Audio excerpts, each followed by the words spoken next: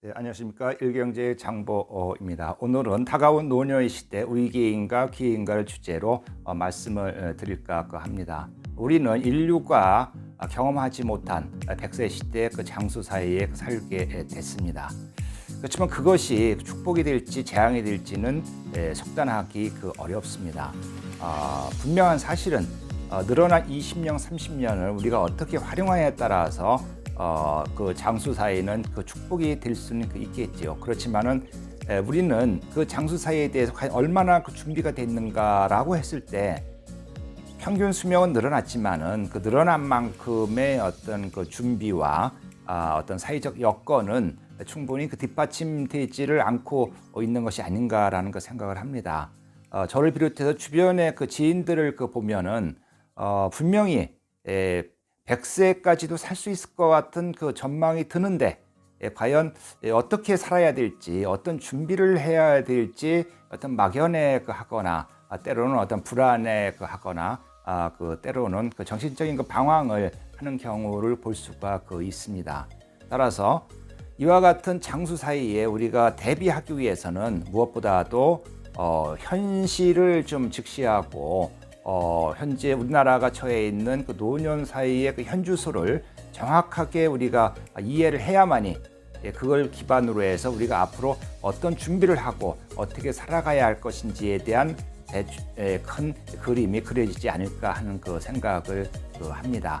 자세한 자료를 통해서 현재 우리나라가 처해고 있는 그 노년 사이의 어떤 현주소를 알아보겠습니다. 먼저 65세 이상 인구 비율을 보면은 2019년도에 우리나라 고령자층은 14.9%였는데 이 빠른 속도로 증가해서 2045년에는 37%에 이를 전망입니다. 그래서 2017년에 이제 고령 사회로 진입을 했고 2023년에는 초고령 사회로 진입할 것으로 전망을 하고 있습니다. 이와 같은 고령 인구의 증가 속도는 전 세계에서 가장 빠른 속도입니다.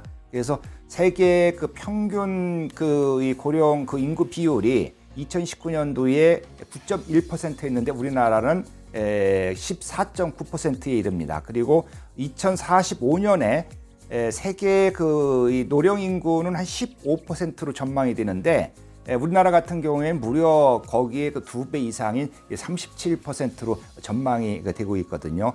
이 얘기는 결국 세계에서 가장 빠르게 늙어가는 그 나라가 바로 한국이란 얘기죠. 그리고 그 한가운데 우리 자신이 서 있습니다. 시대의 선진국의 그 노인 빈곤율을 이제 비교해 보니까 끔찍합니다. 왜 끔찍하냐면은 선진국 노인 빈곤율 평균이 14.8%입니다. 근데 우리나라 같은 경우에는 세계 선진국 평균보다 3배 이상인 43.8%에 이릅니다. 그러니까 한국 노인들이 다른 선진국 노인들보다 3배나 더 가난하다는 것을 보여주고 있는 것이죠. 그 원인은 여러 가지를 얘기할 수 있겠지만은 그 부분에 대해서는 다음 기회에 말씀을 드리겠습니다. 이렇게 이제 노령층이 이제 빈곤할 수밖에 없는 것은 일단 퇴직금만 놓고 봐도 우리가 알 수가 있습니다. 40에서 50대가 받을 그 퇴직금 예상 수령액을 보면은 무려 5천만 원 이하가 40%에 이를 정도입니다. 내가 그 퇴직금을 1억 원, 2억 원 받을지 모르지만 평균적으로 보면은 10명 중에 4명은 5천만 원 이하의 어떤 퇴직금을 받는다는 그 현실이죠. 그럼 퇴직 이후에 4천만 원 가지고 어떻게 살아갑니까? 결국 이제 빈곤해질 수밖에 없게 되죠. 그럼 어떻게 됩니까? 결국 일터로 나갈 수밖에 없죠. 그 때문에 한국 고령층의 어떤 고용률을 보면은 세계 탑입니다. 그래서 65세 이상의 어떤 고용률을 보면은 OECD 평균은 14.9%인데 한국은 배가 많은 31.3%입니다. 세계 최고 수준입니다. 결국 이제 한국 노인들이 가난하기 때문에 나이를 먹어서도 그 취업을 해서 돈을 벌어야 하는 그런 현실이라는 것을 보여주고 있습니다. 그래서 65세 이상 고령층의 어떤 취업자 비중을 보면은 2015년도에 한 7.7%였던 것이 2019년에는 9.3%로 매년 증가를 하고 있습니다. 이와 같은 통계는 뭐 긍정적으로 해석을 하면은 60대, 70대에도 이제 건강하기 때문에 어떤 직장을 잡고 돈을 번다는 것은 좀 얘기할 수 있겠지만은 반대로 그럴 수밖에 없는 가난을 뭐 또 무시는 못할 겁니다. 살률 역시 우리나라가 가장 높습니다. OECD 선진국 가운데. OECD의 평균 자살률이 11.5명인데, 그러니까 10만 명당. 우리나라 같은 경우에는 선진국 가운데 가장 높은 24.7%입니다. 무려 배 이상입니다. 그러니까 왜 한국 고령자층이 많이 자살을 할까요? 상당히 암울한 통계이지 않을 수가 없습니다.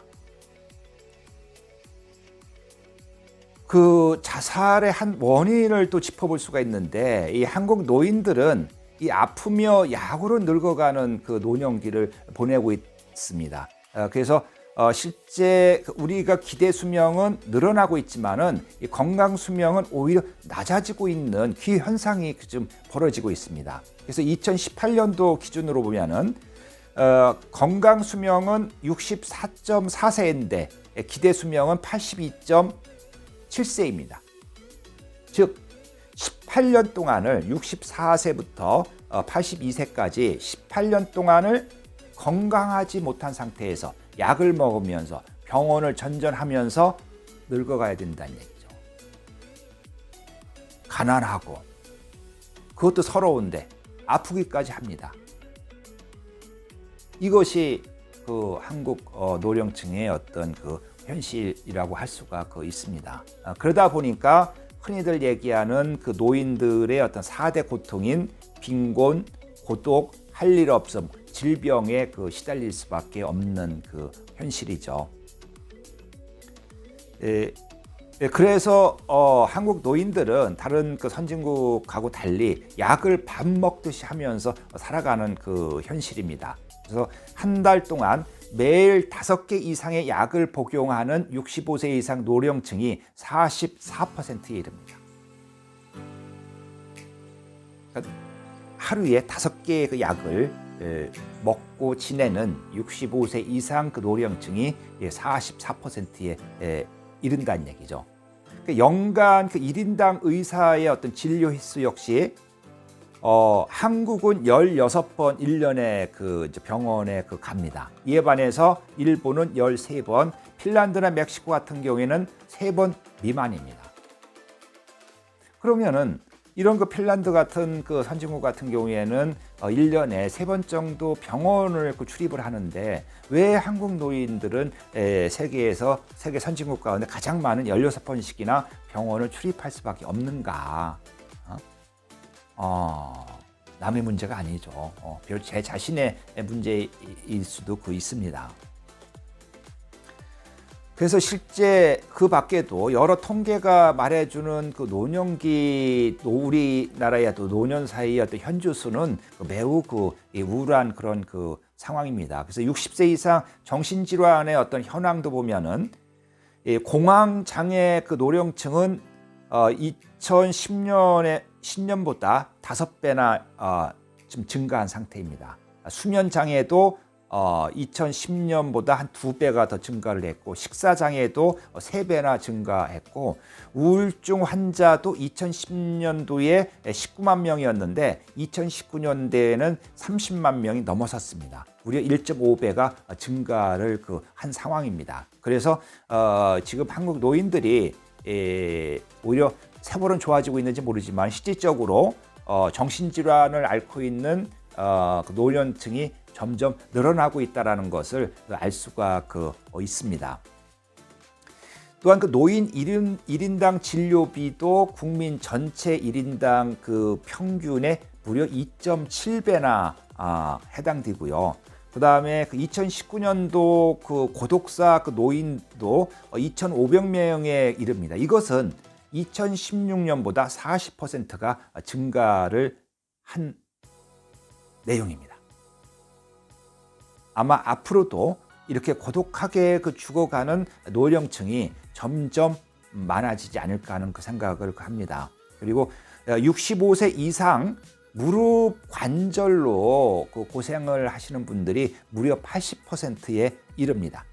그리고 이 나이를 먹어 가장 그 경계를 하고 있는 65세 이상 치매 유병률도 9.1%, 그 10%에 이릅니다. 10명 중에 1명은 그 치매 환자라는 것을 알 수가 있습니다. 그래서 이와 같은 여러 그 통계는 우리 그 노령 사이가 상당히 지금 불안하고 위험하고 가난하고 여러 어떤 그 정신병에 노출된 그 현실을 잘 말해주고 있습니다. 그 행복 지수를 살펴보면은 단적으로 증명이 됩니다. 선진국 같은 경우에는 이 행복 지수가 U자형을 보입니다. 그래서 선진국 같은 경우에는 행복 지수가 점점 떨어져 가지고 40대 중반에 가장 낮다가 40대 후반부터 점점 행복해지면서 나이를 먹어갈수록 행복해지는 그런 어떤 추세를 보이는데, 우리나라 같은 경우에는 그 행복 지수가 계속 하강 국면입니다. 나이를 들수록 선진국 같은 경우는 행복해지는데 우리나라 같은 경우에는 나이를 먹을수록 불행해집니다. 왜 그럴까요? 남 얘기일까요? 평균적으로 우리 모두에게 해당될 수 있다라는 그런 그 자료입니다.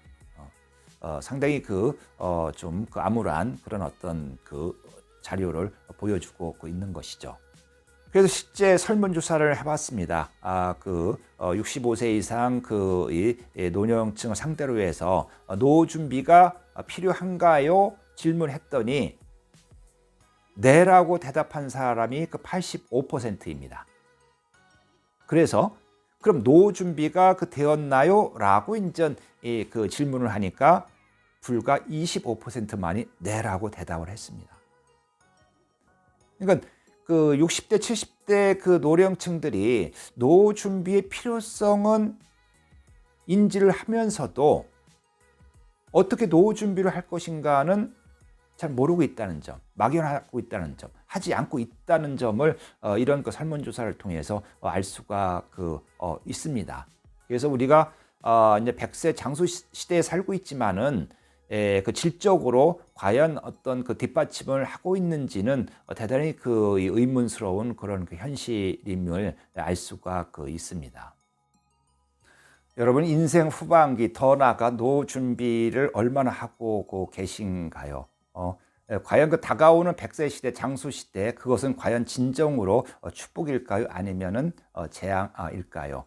현재 우리가 접할 수 있는 많은 통계는 불안하고 우울합니다. 그렇지만은 이미 80, 90, 100세를 살아간 사람들을 이야기를 종합해 보면은 20년, 30년 더 늘어나는 수명은 분명 축복인 것만은 사실입니다. 그렇지만은 그것은 쉬운 일이 아니겠죠. 스위스의 철학자 아미엘은 나이 들어가는 법을 아는 것은 지혜의 걸작으로서 위대한 삶의 예술 가운데에서도 가장 어려운 것에 속한다라고 하였습니다. 어떠한 지혜로서 나이를 먹어가느냐에 따라 100세 시대가 축복일 수도 있고 아니면 재앙일 수도 있을 겁니다. 그러나 희망은 보입니다.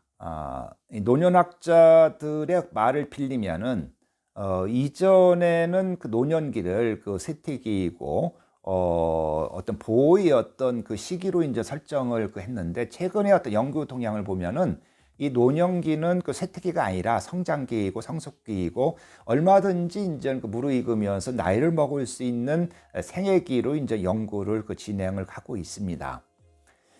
20세기 초에 그 최고의 어떤 심리학자로 평가를 받고 있는 칼 융이 한 말에 의하면은 인생 후반기는 그 자체로서 이제 그 의미가 있는 그 생애기라고 이제 얘기를 하고 있죠. 그 영국의 위대한 어떤 그 정치가이죠. 윈스턴 처칠. 그 이분이 자기 어떤 그 삶을 그 바탕으로 해서 이 젊은 시절보다 나이 들수록 더 행복하고 더 현명해진다라고 얘기를 하고 있습니다. 행복의 조건이라는 책으로 이제 우리나라에 이제 번역돼서 소개가 돼 있는데, 이 하버드 대학교 인생 성장 보고서입니다. 이 하버드 대학교에서는 이 814명을 대상으로 해서 어떤 생애 연구를 단행을 했습니다. 이제 그 결과 나이 들어서도 얼마든지 그 성장하고 행복하게 즐거운 삶을 살 수 있다라는 것을 보여줬고요. 또 미국 스트니브로 대학교에서는 미국인 34,000여 명을 대상으로 해서 삶의 만족도가 어떻게 변하는지를 연구한 결과 50대 이후에 행복과 즐거움이 점차 늘어나서 80대에 절정을 이루고 있는 것으로 확인을 했습니다. 이와 같은 하버드 대학교 또는 스트니브록 대학교의 어떤 생애 연구를 기반으로 해서 전망을 했을 때 50대 이후에 우리는 얼마든지 행복해질 수 있다는 것을 알 수가 있습니다. 또 최근에 보도된 자료에 의하면은 미국 스탠퍼드 대학교에서 이 단백질 변이를 통해 가지고 노화 과정을 연구를 했는데, 인간은 3번 늙어간다라고 이제 얘기를 하죠. 하나는 34살, 60살, 78세입니다. 이들 나이가 인생의 어떤 변곡점이 되는 것이죠. 급격한 노화 과정을 나가는 나이대입니다. 34살은 청년기에서 이제 중년기로 이제 접어들고, 60살은 중년기에서 이제 노년기로 이제 전환되는 시점이고, 78세는 이제 중노년기에서 이제 초고령 나이로 이제 진입을 한다는 얘기죠. 실제 저 같은 경우에도 60 전후에 많은 어떤 노화 증상을 느꼈고, 주변 사람들도 보면은 여자는 좀 빠르고 남자 같은 경우에는 좀 늦은 경향을 보이지만은 60살 전후에 급격한 노화 증상을 보이면서 어떤 이 노년에 대한 어떤 대비를 하라는 그런 경고음을 보여주는 것을 볼 수가 있습니다. 이런 어떤 노화의 시점을 놓고 봤을 때 결국 이제 60살부터 78세는 인생 후반기에서 가장 중요한 시점이라는 것을 알 수가 있습니다. 그래서 78세 전후는 급격한 노령화의 마지막 단계를 거치면서 결국 이제 죽음으로 가는 그런 어떤 문턱에 닿게 되는 것이죠. 그렇다면은 50대 이후에 신경을 써야 되는 시기는 나이 이제 60부터 78세 사이라고 이제 할 수가 있습니다. 그렇다면은 이 60, 70대가 어떤 의미를 이제 지니고 있느냐가 이제 대단히 중요하다라고 볼 수가 있습니다. 20세기의 최고의 이제 세계적인 경영학자인 피터 드러커는, 이 사람은 이제 97세까지 살았는데, 자기가 직접 한번 살아보니까 자기 나이 한 60살부터 90세가 자기 인생의 어떤 황금기였다라고 이제 얘기를 합니다. 100세를 살아보니라는 책으로 이제 유명한 김영석 교수 같은 경우에도 당신이 직접 100세를 살아보니까 자기 인생에 있어서 60살부터 75세가 인생의 어떤 황금기였다라고 이제 얘기를 하고 있습니다. 60살부터 78세, 60, 70대가 인생 후반기에서 아니면 더 나아가서 인생 전 시기에 있어서 가장 중요한 절정기, 황금기라는 것을 알 수가 있습니다. 그렇다면은 인생 절정기, 황금기라고 할 수 있는 60, 10대를 어떻게 살아가야 할 것인지에 대해서 제가 쓴 책 일부분을 낭독해 드리는 것으로 말씀을 드리겠습니다. 행복한 인생 3막을 위해서는 바쁘게 살아왔던 중년기 2막의 장막을 걷어내고 이전과는 다른 몸과 마음이 되어야 한다. 인생 1막은 부모 밑에서 자라면서 인생 무대에 나갈 준비기이고 2막은 돈을 벌고 결혼해 아이를 낳아 기르는 중년기이고 50대 이후 펼쳐지는 인생 3막은 외형적인 껍데기를 훌훌 벗어던지고 진정한 자기 자신으로 존재하면서 지혜롭고 행복하게 여물어가는 생애기이다. 인생 2막에서는 돈과 권력과 명예가 중요했는지 모르지만 3막에서는 외형적인 성취보다 내면의 고요와 평화, 감사, 사랑, 행복 등으로 장식된 무례가 필요한 시기이다. 그 때문에 인생 3막이 향기롭고 아름답게 무르익어 가기 위해서는 2막 때와는 다른 시나리오와 연출, 삶의 테크놀로지가 필요하다. 나이 들어가면서 변화된 나의 몸과 삶의 환경에 능동적이고 주체적으로 적응하면서 새로운 인생의 의미를 찾아가는 것은 매우 중요하다. 실제 삶의 의미를 추구하고 같이 지향적인 삶을 사는 노인들이 그렇지 않은 노인들보다 삶의 질이 훨씬 높다는 연구들이 많다. 인생 후반기에서 50대는 아동기, 60대는 청년기, 70대는 황금기, 80대는 노숙기라는 말이 있다. 50대에 새롭게 인생에 눈을 뜨고 60대의 새로운 시도를 통해 70대에 활짝 꽃피운 뒤 80대의 삶을 초월한 대자유를 누릴 수 있다면 가장 이상적인 인생 후반기이다. 인생 후반기 새로운 삶은 나이 들수록 힘들어지고 그 효과도 줄어든다. 그것은 전적으로 자기 주도적으로 할 수밖에 없다. 어느 누구도 대신해 줄 수 없다. 스스로 세상을 바라보는 눈이 달라져야 하고 나이 들어가는 자기 존재와 삶의 가치를 새롭게 재발견할 수 있어야 한다. 자기 혁신이 필요하다. 그런 다음 행복하게 나이 들어가는 데 필요한 삶의 태도와 습관을 일상적인 삶 속에서 길들여 갈 수만 있다면 50대 이후에 펼쳐질 인생 3막을 금빛 인생으로 살아갈 수 있을 것으로 믿는다. 저는 그 인생 3막이라는 그 용어를 썼는데 그 청년기까지는 뭐 인생 1막이고 결혼하고 이제 아이들 낳고 이제 직장 생활을 하는 중년기는 인생 그 2막이고 50대 이후 이제 직장에서 은퇴하고 또 일정한 그 노화 증상을 겪는 60대 이후를 인생 3막으로 이제 바라보고 있습니다. 이런 그 인생 3막을 의미 있게 보내기 위해서는 이전하고는 달리 내면에 지향하는 그 삶을 할 필요성이 있지 않나 하는 생각을 합니다. 그래서 어떤 삶의 어떤 의미, 가치, 이 지향적인 삶을 살았을 때 인생 3막을 훌륭하게 보낼 수가 있는 거로 여러 연구 결과와 그 증언을 통해서 확인할 수가 있었습니다. 그러기 위해서는 이 50대의 그 새로운 어떤 삶의 의미를 그 재발견을 하고 60대에 그 새로운 그 시도를 해서 70대에 이제 그것을 꽃피운 다음에 그 80대에 서서히 인생을 그 마무리 짓는 그런 어떤 그 인생 후반기 설계라면은 인생 3막을 아주 멋진 그 금빛 인생으로 살아갈 수가 있지 않을까 그 기대를 하고 있습니다. 부디 멋진 신세계가 열리는 인생 후반기가 되십시오. 화이팅 하십시오.